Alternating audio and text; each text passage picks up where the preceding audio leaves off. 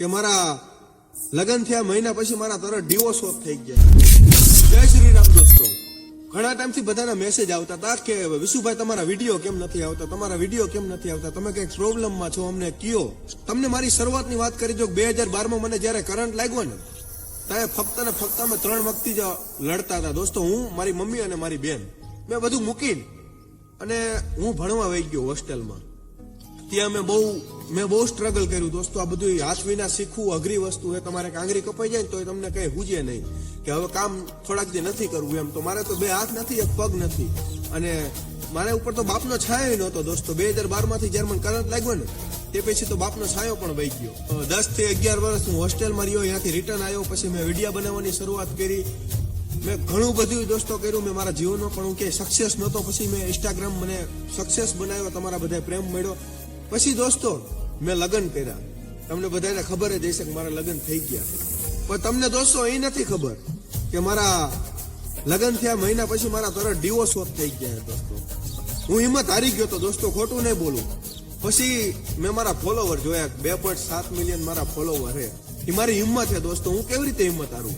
એટલે તમારો ભાઈ હજી હિંમત નથી હાર્યો. તમે બધા સપોર્ટ કરતા રહીજો દોસ્તો. તો તમે સપોર્ટ કરવાનું મૂકી દેશો ને તો હકીકતમાં હિંમત હારી જઈશ. ભેગા રહેજો યાર. Love you. કે મારા લગ્ન થયા મહિના પછી મારા તરત ડિવોર્સ ઓફ થઈ ગયા. જય શ્રી રામ દોસ્તો. ઘણા ટાઈમથી બધાના મેસેજ આવતા હતા કે વિશુભાઈ તમારા વિડીયો કેમ નથી આવતા, તમારા વિડીયો કેમ નથી આવતા, તમે કંઈક પ્રોબ્લેમમાં છો, અમને કયો. તમને મારી શરૂઆતની વાત કરી જો. 2012માં મને જ્યારે કરંટ લાગ્યો ને ત્યારે ફક્ત ને ફક્ત અમે 3 વ્યક્તિ જ લડતા હતા દોસ્તો. હું, મારી મમ્મી અને મારી બેન. મેં બધું મૂકીને અને હું ભણવા વહી ગયો હોસ્ટેલમાં. ત્યાં મેં બહુ સ્ટ્રગલ કર્યું દોસ્તો. આ બધું હાથ વિના શીખવું અઘરી વસ્તુ છે. તમારે આંગળી કપાઈ જાય ને તો તમને કઈ હુજે નહીં કે હવે કામ થોડાક જે નથી કરવું એમ. તો મારે તો 2 હાથ નથી, 1 પગ નથી, અને મારા ઉપર તો બાપનો છાયો નહોતો દોસ્તો. 2012માંથી જ્યારે મને કરંટ લાગ્યો ને તે પછી તો બાપનો છાયો પણ વહી ગયો. 10 થી 11 વર્ષ હું હોસ્ટેલમાં રહ્યો. ત્યાંથી રિટર્ન આવ્યો, પછી મેં વિડીયો બનાવવાની શરૂઆત કરી. મેં ઘણું બધું દોસ્તો કર્યું. મેં મારા જીવનમાં પણ હું કે સક્સેસ નહોતો. પછી મેં ઇન્સ્ટાગ્રામ મને સક્સેસ બનાવ્યો. તમારા બધા પ્રેમ મળ્યો. પછી દોસ્તો મેં લગ્ન કર્યા.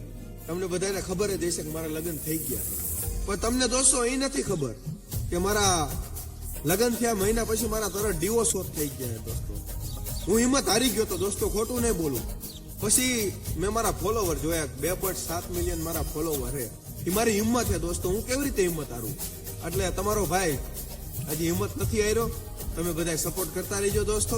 તો તમે સપોર્ટ કરવાનું મૂકી દેશો ને તો હકીકતમાં હિંમત હારી જઈશ. ભેગા રહેજો યાર. Love you.